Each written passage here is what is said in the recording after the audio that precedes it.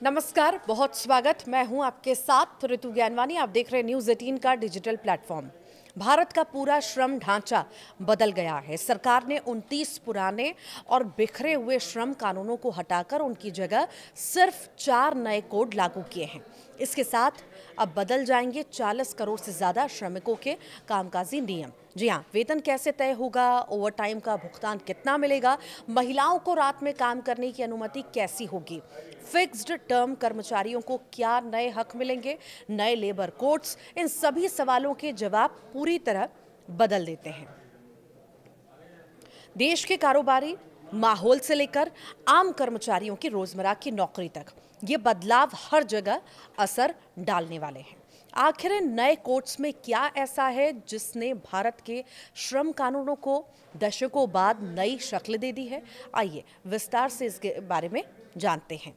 तो wages code के बारे में सबसे पहले जानते हैं। Wages code 2019। वेजेस कोड 2019 4 पुराने कानूनों, पेमेंट ऑफ वेजेस एक्ट, न्यूनतम वेतन अधिनियम, बोनस भुगतान अधिनियम और समान पारिश्रमिक अधिनियमों को मिलाकर बनाया गया है। और इस कोड का मकसद वेतन से जुड़े सभी नियमों को सरल, साफ और पूरे देश में एक जैसा बनाना है, ताकि कर्मचारियों को समय पर और सही वेतन मिल सके और कंपनियों के लिए भी पालन करना आसान हो।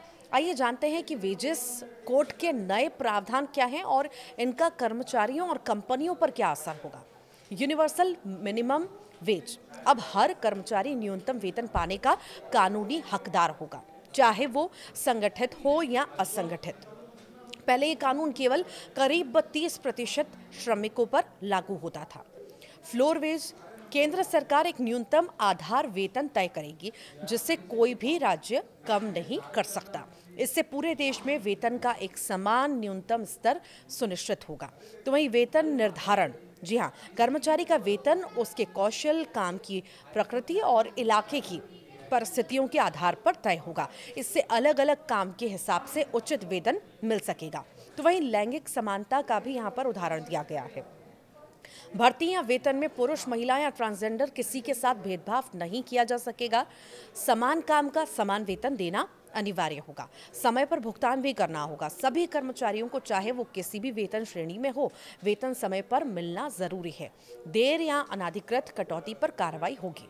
तो वहीं ओवरटाइम की बात आती है। ओवरटाइम करने पर कर्मचारियों को सामान्य वेतन की दोगुनी दर से भुगतान मिलेगा। ओवरटाइम तभी होगा जब कर्मचारी सहमत हैं। वेतन का दायित्व क्या होगा, ये भी जान लीजिए। कर्मचारियों का वेतन देना पूरी तरह नियोक्ता की जिम्मेदारी है। वेतन न देने पर संस्था बकाया रकम चुकाने की कानूनी रूप से जिम्मेदार होगी। पहली गलती पर समझौता होगा। अगर नियोक्ता पहली बार किसी छोटे उल्लंघन का दोषी पाया जाता है तो वो जुर्माना भरकर मामला निपटा सकता है, लेकिन यही गलती दोबारा करने पर छूट नहीं मिलेगी। अपराध मुक्तिकरण। कुछ मामलों में जेल की सजा हटाकर आर्थिक दंड लगाया जाएगा, जो अधिकतम जुर्माने के 50% तक हो सकता है। इससे सजा कठोर होने के बजाय व्यवहारिक बनेगी। दूसरा, इंडस्ट्रियल रिलेशंस कोड 2020, यानी कि ये code trade union act, standing orders act और इंडस्ट्रियल डिस्प्यूट्स एक्ट को एक साथ जोड़कर बनाया गया है। इसका उद्देश्य क्या है? इसका उद्देश्य है यूनियन प्रबंधन, श्रम विवाद समाधान और नौकरी से जुड़ी शर्तों को अधिक स्पष्ट और सरल बनाना। आइए ये भी जान लेते हैं कि इसके मुख्य प्रावधान क्या क्या हैं। तो फिक्स्ड टर्म रोजगार, समयबद्ध कॉन्ट्रैक्ट पर काम करने वाले जो कर्मचारी हैं, उन कर्मचारियों को भी वेतन और सुविधाएं स्थायी कर्मचारियों जैसी ही मिलेंगी। 1 साल पूरा होने पर उन्हें ग्रेच्युटी का अधिकार भी मिलेगा। री स्किलिंग फंड, यानी कि छटनी किए गए कर्मचारियों को नया कौशल सीखने में मदद के लिए फंड बनाया गया है। इसमें हर हटाए गए कर्मचारी के लिए 15 दिन के वेतन के बराबर रकम डाली जाएगी। यूनियन मान्यता। जिस यूनियन के पास 51% सदस्यता होगी उसे आधिकारिक रूप से मान्यता मिलेगी। अगर ये मुमकिन न हो तो 20% सदस्य वाली यूनियनों को मिलकर वार्ता परिषद यानी नेगोशिएटिंग काउंसिल बनाई जाएगी। ये कर्मचारियों की ओर से नियोक्ता से बात करेगी। वर्कर की नई परिभाषा क्या है, ये भी जान लीजिए। अब सेल्स प्रमोशन स्टाफ, पत्रकार और 18,000 रुपए तक का वेतन वाले सुपरवाइजरी कर्मचारी भी वर्कर माने जाएंगे। इससे इन्हें भी श्रम कानूनों की सुरक्षा दायरे में लाया गया है।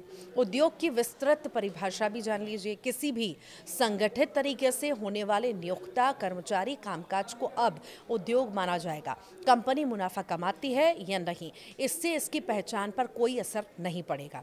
छटनी सीमा में इजाफा भी होगा। अब 300 कर्मचारियों तक की छटनी के लिए सरकार से अनुमति की ज़रूरत नहीं होगी। पहले ये सीमा 100 थी। राज्यों को चाहे तो इस सीमा को और बढ़ाने की भी छूट है। महिला प्रतिनिधित्व की बात भी सामने आई है। शिकायत निवारण समितियों में महिलाओं की पर्याप्त और बराबर मौजूदगी जरूरी होगी। इसका मकसद है कि शिकायतों की सुनवाई और संवेदनशील और निष्पक्ष तरीके से हो सके। वर्क फ्रॉम होम की बात भी आ जाती है, तो सर्विसेज सेक्टर की कंपनियां आपसी सहमति से कर्मचारियों को वर्क फ्रॉम होम की सुविधा दे सकती है। इससे कामकाज के लचीले तरीकों को बढ़ावा भी मिलेगा। इंडस्ट्रियल ट्राइब्यूनल की अगर हम बात करें तो विवादों का तेज़ी से निपटारा करने के लिए 2 सदस्यों वाला ये ट्राइब्यूनल यानी इंडस्ट्रियल ट्रिब्यूनल जो है बनाया जाएगा। इसमें एक न्यायिक सदस्य और एक प्रशासनिक सदस्य शामिल होंगे। हड़ताल पर नोटिस भी देना होगा। किसी भी हड़ताल से कम 14 दिन पहले नोटिस देना अनिवार्य किया गया है। इससे बातचीत और समाधान का समय मिल सकेगा। तो हड़ताल की परिभाषा है, अब समूह में एक साथ आकस्मिक अवकाश लेने को भी हड़ताल माना जाएगा। इसका मकसद अचानक काम रुकने जैसी स्थितियों को नियंत्रित करना है।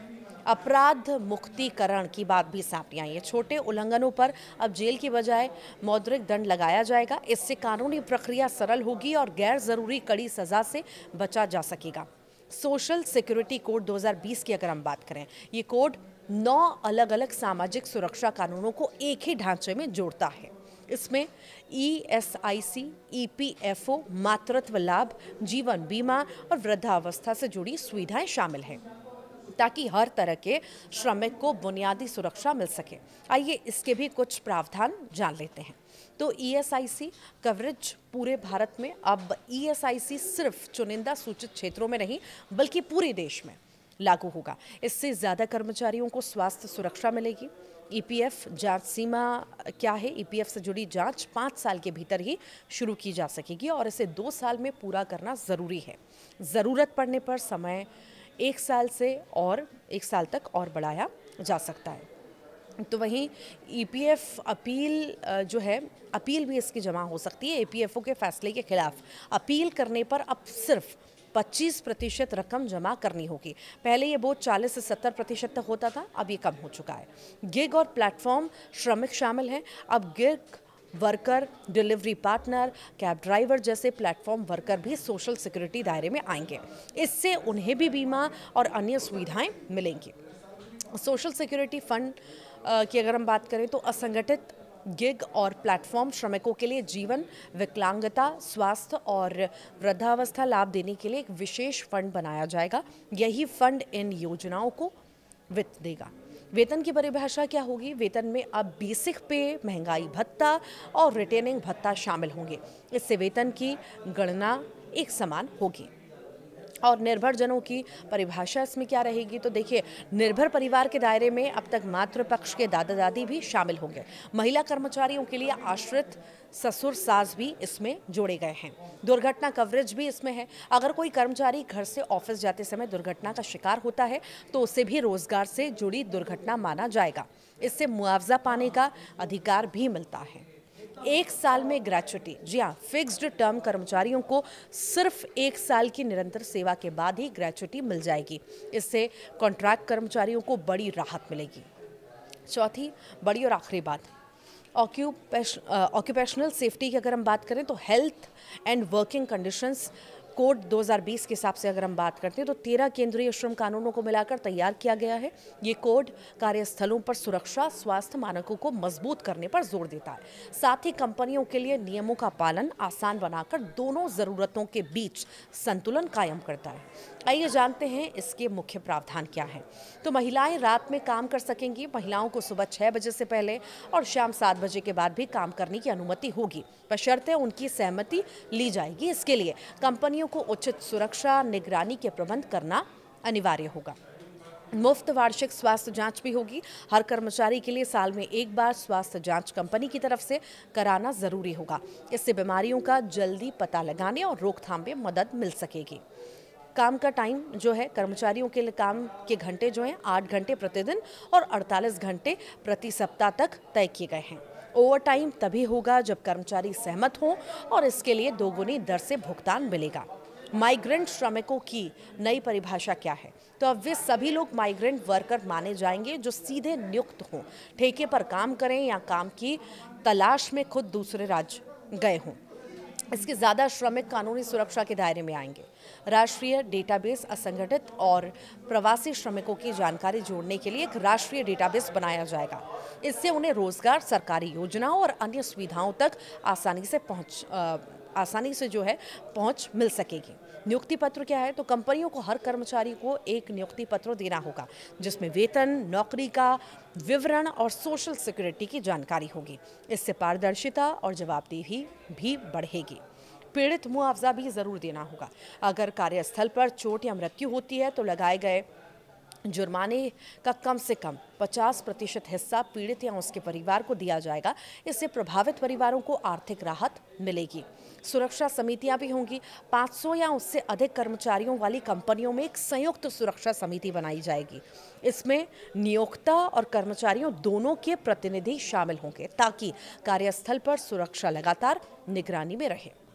ये सब बड़े फैसले लिए गए। 4 नए श्रम कानून लाए गए हैं। आप क्या सोचते हैं इसे देख करके, इस बदलाव को सुन करके? ज़रूर बताइएगा।